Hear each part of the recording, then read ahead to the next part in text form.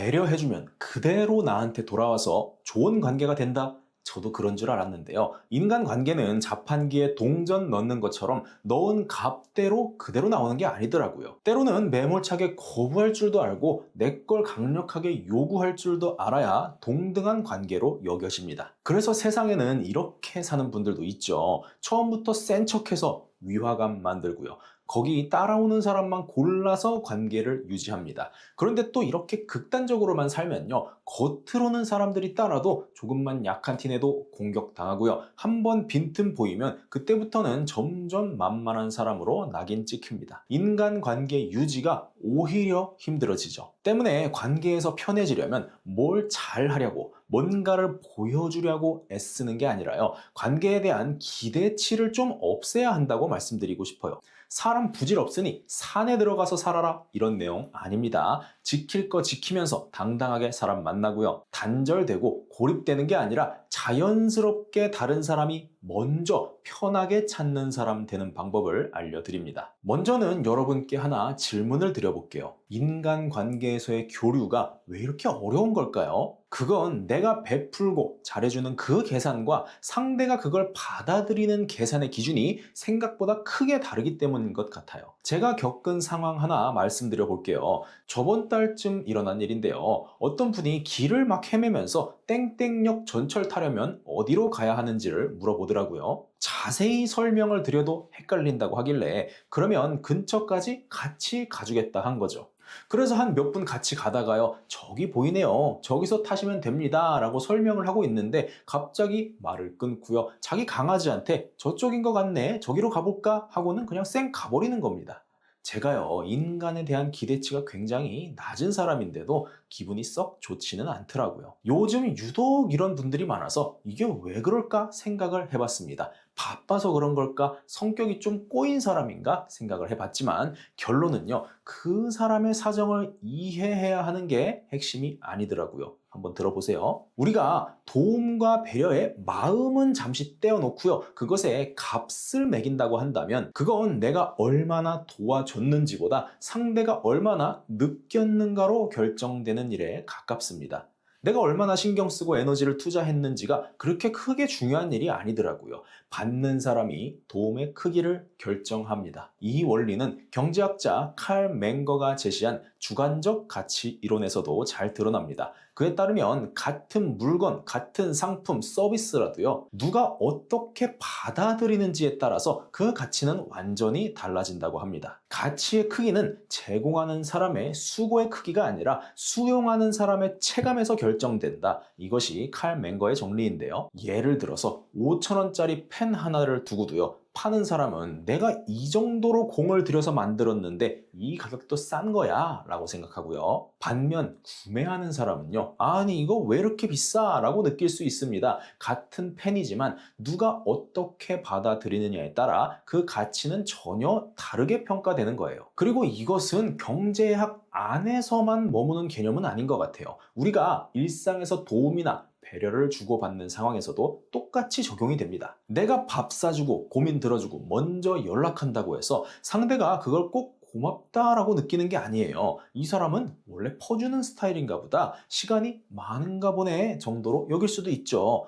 근데 이런 꼭 부정적인 게 아니라 반대로도 마찬가지입니다. 나는 별 생각도 없이 건넨 한마디에 상대는 큰 고마움을 느끼는 일도 있죠. 내 입장에선 정말 아무 의도 없이 한 말이었는데 상대는 그걸 몇 달, 몇 년을 그때 그렇게 말해줘서 고맙다라고 느끼는 겁니다. 그래서 관계는 내 쪽에서 얼마나 크게 주느냐, 물론 이것도 중요하지만 상대편에서 얼마나 크게 느끼느냐, 이게 더 중요하다는 거죠. 서로의 계산 기준이 완전히 다르다는 걸 이해해야 된다는 겁니다. 이 차이를 이해하지 못하고요. 자꾸 상대 반응을 내가 원하는 결과가 나오게 하려고 하다 보면요. 애는 쓰지만 결과는 시원치 않고 실망만 이어지게 됩니다. 근데 문제는요, 각자 자기 계산법을 어디 이마에다가 붙이고 다니는 게 아니라는 거죠. 자기 형편에 따라서, 상황이나 컨디션에 따라서 계속 계산의 기준이 바뀌기 때문에 베풀 때 최대 효율로 작용하는 사람한테만 해줘야지, 잘 통할 사람한테만 잘해줘야지, 이걸요, 계산하고 선별해서 할 수가 없다는 겁니다. 예측이 불가능한 게임이라는 거죠. 때문에 살면서 인간관계가 편해지려면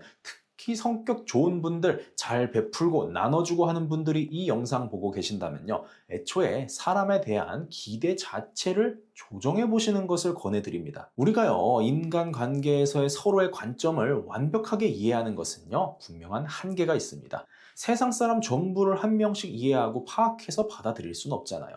대신 내 쪽에서 게이지를 좀 낮게 조정하면 대부분의 것들을 받아들일 수가 있더라고요. 저 사람은 나처럼 생각하지 않는다, 이 사실을 좀 크게 받아들여 보는 겁니다. 그것만으로도 훨씬 여유로워져요. 근데 이런 말씀을 드리면 이런 오해도 있을 것 같아요. 그렇게 냉소적이고 기대감 자체를 삭제해버린다면 그게 더 문제 아닙니까?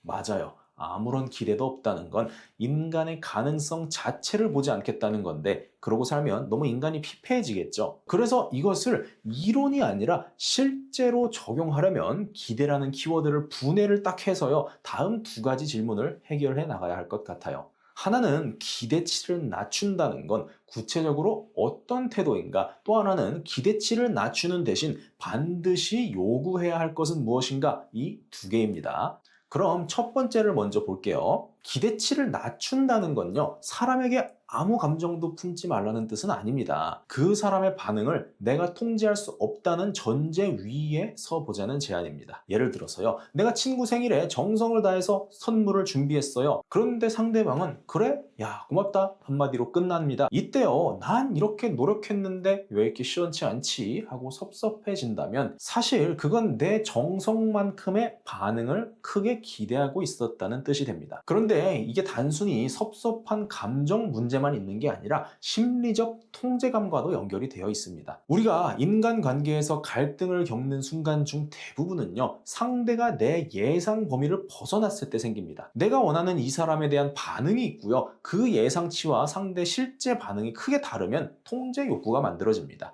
그 불일치를 해소해야 편해지니까요. 그래서 서운한 티를 내보기도 하고요, 괜히 잘해줬나 봐 라고 생각하기도 합니다. 이와 관련해서 관계심리학의 권위자 존 가트맨 박사는 과도한 기대와 무의식적인 통제 시도가 관계를 망치는 주된 원인이라고 지적합니다. 그래서 관계를 건강하게 만들고 싶다면 상대의 반응은 내가 통제할 수 없다라는 사실을 먼저 받아들이는 게 필요하다고 설명하고 있어요. 그런데 이게요, 뭐 해탈을 해라, 무관심해라 이런 걸 말하는 게 아니라요, 관계에서 나의 자율성과 타인의 자율성을 분리할 필요가 있다는 겁니다. 내 감정은 내 책임, 그 사람의 반응은 그 사람의 목, 이 경계선을 그을 줄 알아야 감정의 소모를 줄일 수 있다는 거예요. 그리고 이건 내가 뭔가를 줄 때뿐만이 아니라요, 상대가 나한테 뭔가를 해줄 때도 똑같이 적용됩니다. 예를 들어서 친한 친구가 자기 연차까지 내면서요, 여행 계획을 짜온 겁니다. 그리고 야, 너를 위해 이렇게 준비했어 라고 말하는 거예요. 이때 정성은 고맙지만 내가 원치 않는 일정과 방식일 수가 있겠죠.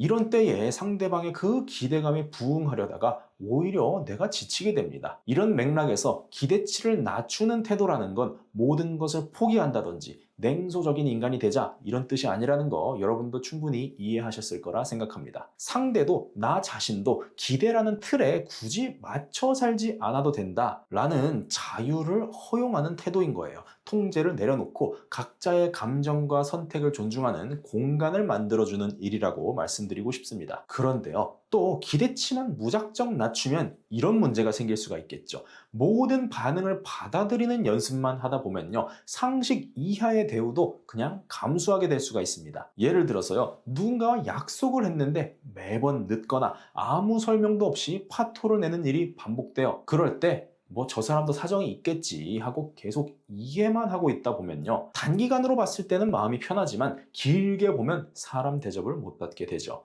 그래서 기대치를 낮춘다고 해도 절대로 건드려선 안 되는 상식의 기준선은 따로 설정해 두는 게 필요합니다. 그렇다면 기대치를 낮추는 대신 반드시 요구해야 할 것은 무엇일까요? 서로 약속된 가치들입니다. 예를 들면요, 계약 관계, 시간 약속, 역할 분담 같은 것들이죠. 이건요, 단순한 호의가 성격 차이가 아닙니다. 사람 사이에서 신뢰를 유지하기 위해 명확히 정해둔 질서인 거예요.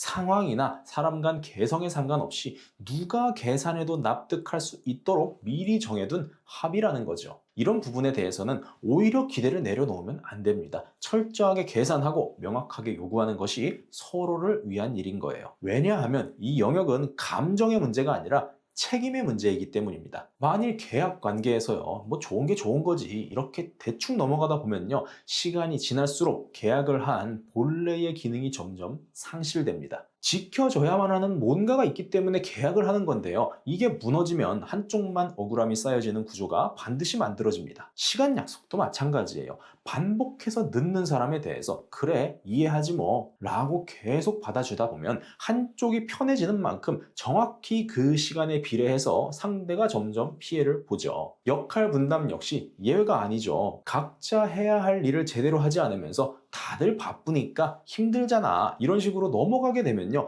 그 피해는 어디로 소멸이 되는 게 아닙니다. 결국은 책임감 있게 움직이는 그 한 명이 다 고스란히 떠안게 되는 거예요. 이렇게 인간 사회에서 모두가 합의해서 만들어진 약속된 가치들에 대해서는 오히려 더 철저한 기준이 필요합니다. 이런 문제들에 대해서 기대감을 줄인다는 건요, 인간적인 유연함이 아니라요, 신뢰 위반에 대한 방임을 하는 거예요. 그래서 이런 계산은 차가운 게 아니라고 말씀드리고 싶습니다. 오히려 관계를 오래 유지하기 위한 최소한의 질서이고요, 한 명만 피해보지 않고 함께 무언가를 해볼 수 있는 기반이 되는 공동의 규칙인 거죠. 그래서 이 부분은 오히려 선명하게 말하고 명확히 요구하는 연습이 필요합니다. 이런 구조로 대화를 해야겠죠. 이건 내가 기대해서가 아니라 우리가 합의한 부분입니다. 이 별거 아닌 말 한마디만 할 수 있어도요, 관계에서의 오해를 줄이고 신뢰를 쌓는 효과적인 장치가 됩니다. 이렇게 우리가 흔히 말하는 기대라는 감정을 두 가지 종류로 나눠봤어요. 하나는 감정적 기대입니다. 고마움, 인정, 반응 등이고요. 둘째는 합의된 기대였어요. 약속, 계약, 역할 등입니다. 이때 감정적 기대는 내려놓을수록 내가 더 자유로워지고요. 합의된 기대는 오히려 더 명확하게 지켜야 서로가 지치지 않게 됩니다. 만일 이 구분이 안 되면 어떻게 될까요? 감정은 실망으로 바뀌고요.